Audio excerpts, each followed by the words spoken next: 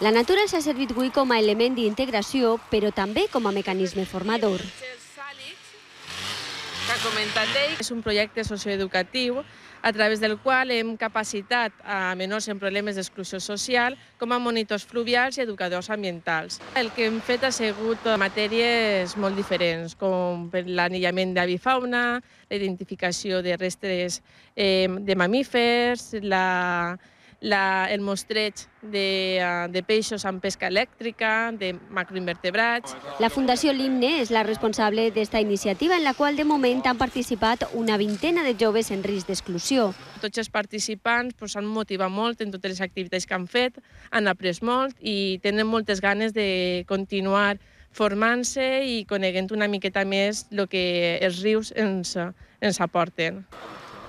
L'objectiu és que aquests joves reorienten el seu futur formatiu i aprenguen a treure-li profit al que ofereix l'entorn. Estan capacitats per a poder identificar i transmetre tot el que els ecosistemes fluvials, els ecosistemes aquàtics tenen.